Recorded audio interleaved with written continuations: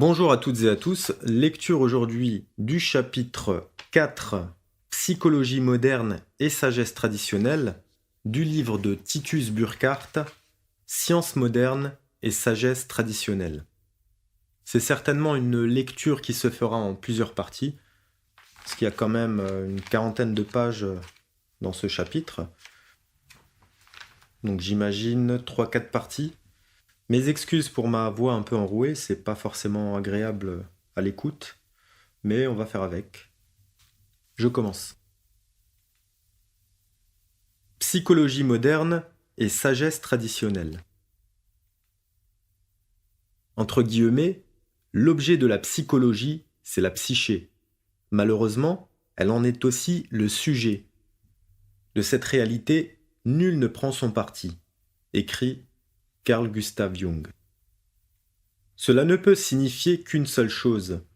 Tout jugement psychologique participe nécessairement de la nature subjective, et donc partiale et plus ou moins passionnelle de son objet, car personne ne connaît ce qu'est l'âme, si ce n'est à travers sa propre âme. Et pour le psychologue, l'âme est justement constituée tout entière par la psyché subjective. C'est là, semble-t-il, son dilemme. Plus grande est sa prétention à formuler des énoncés de portée générale, plus il se rallie sans hésiter à telle ou telle thèse, et donc plus ses affirmations doivent être sujettes à caution.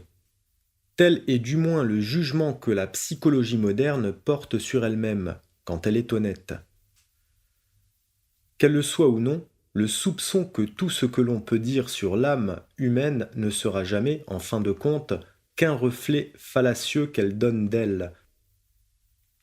Ce soupçon continue de ronger la psychologie moderne au cœur, en gagnant peu à peu, comme un relativisme destructeur, tout ce qu'elle aborde. Histoire, philosophie, art, religion, tout à son contact devient psychologique et donc subjectif, dénué de toute certitude objective et immuable. Note de bas de page, une citation de Jung. Je ne trouve pas qu'il y a lieu d'être surpris de voir la psychologie voisiner avec la philosophie, car l'acte de penser, assise de toute philosophie, n'est-il pas une activité psychique qui, comme telle, relève directement de la psychologie ? La psychologie ne doit-elle pas embrasser l'âme dans son extension totale, ce qui inclut la philosophie, la théologie et mainte autre chose ? En face de toutes les religions richement diversifiées se dresse, suprême instance peut-être de la vérité ou de l'erreur, les données immuables de l'âme humaine. Donc c'était une citation de Jung.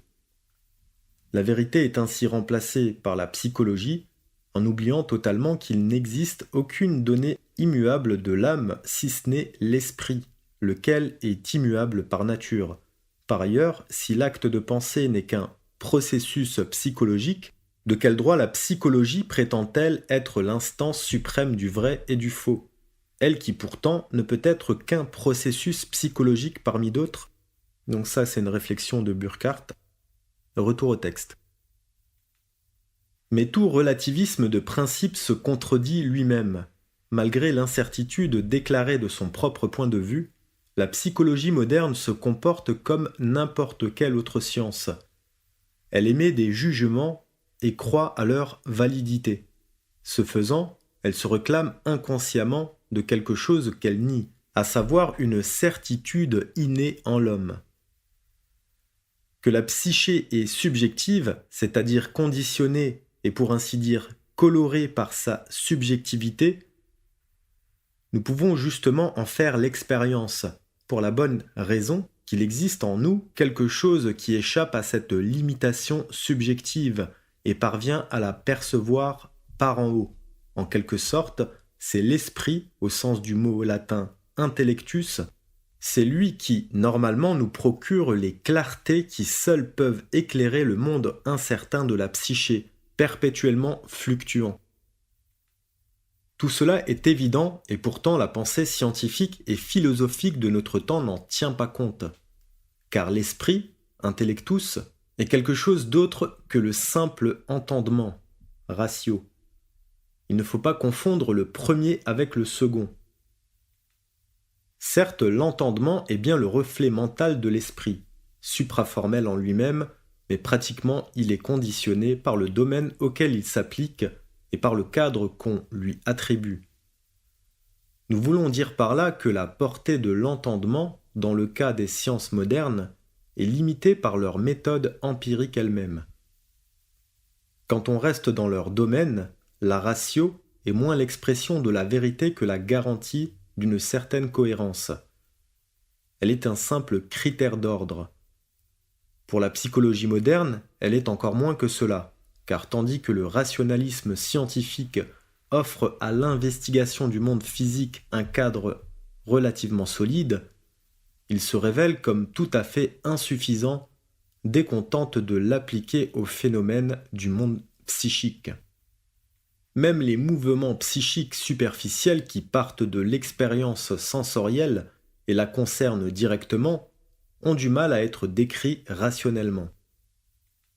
Tout le chaos des possibilités inférieures de la psyché, généralement inconsciente, échappe aux normes de l'entendement.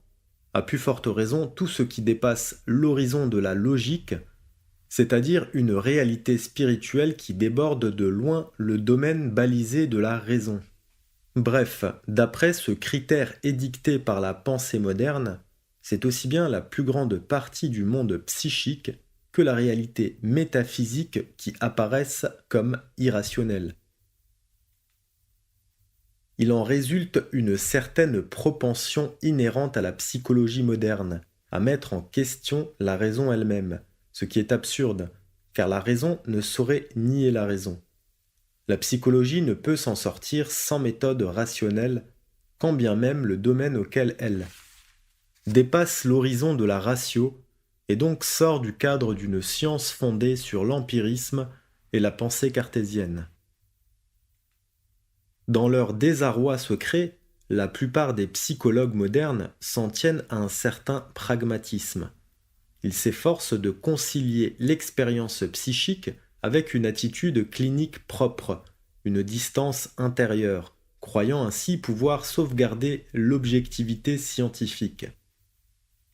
Mais ils ne peuvent s'abstenir de vivre eux-mêmes les événements, puisque c'est le seul moyen de découvrir ce que signifient les événements psychiques, étant donné qu'on ne peut les étudier de l'extérieur comme les choses corporelles.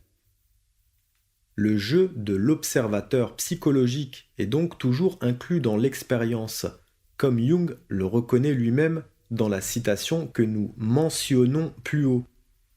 Qu'en est-il donc de cette réserve clinique dont le rôle serait de surveiller l'expérience ?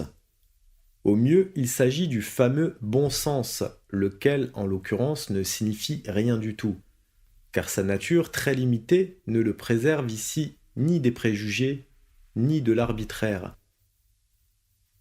L'attitude artificiellement objective du psychologue, une objectivité simulée par le sujet, ne change donc rien à la nature incertaine de l'expérience psychologique, et l'on en revient dès lors, par manque de principe à la fois intrinsèque et immuable, au dilemme que nous évoquions d'entrée, dilemme de la psyché qui tente de saisir la psyché.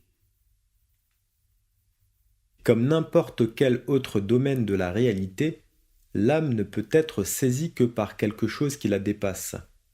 C'est ce que l'on admet d'ailleurs spontanément quand on reconnaît le principe moral de la justice, selon lequel les hommes doivent surmonter leur subjectivité, c'est-à-dire leur égocentrisme.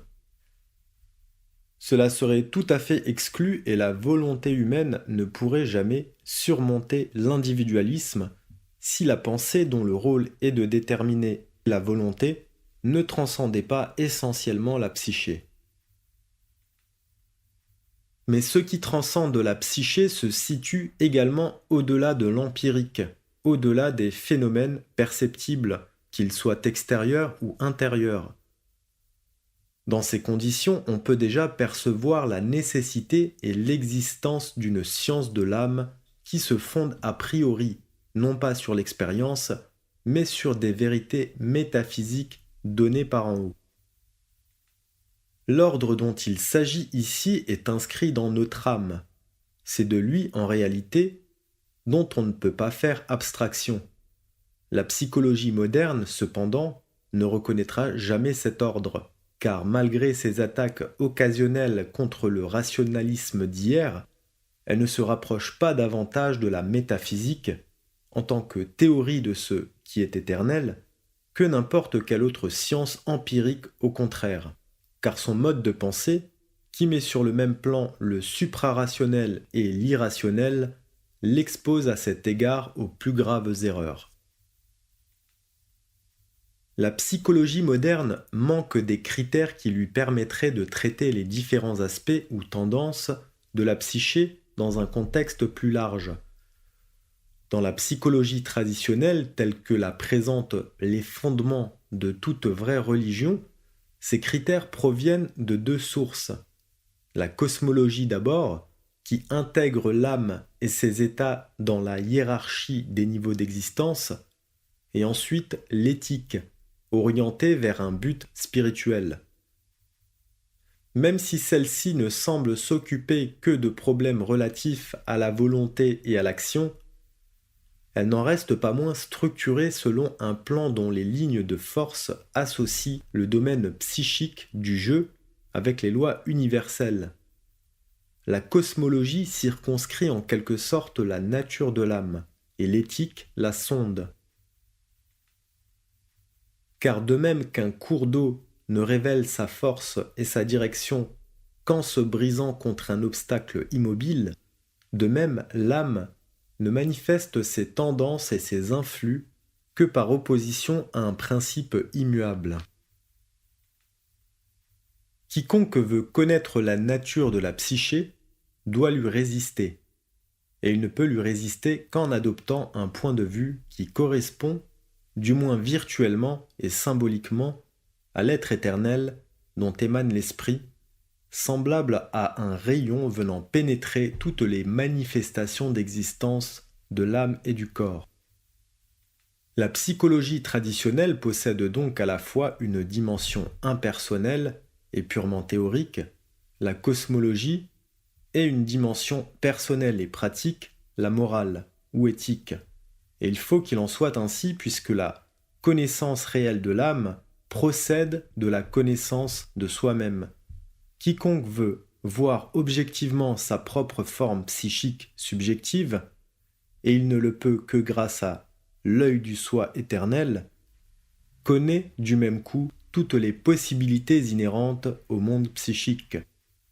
Et cette vision représente aussi bien la fin ultime que, si besoin est, la garantie de toute psychologie sacrée. Voilà, fin de cette première partie. Je vous remercie pour votre écoute. Je vous dis à très bientôt.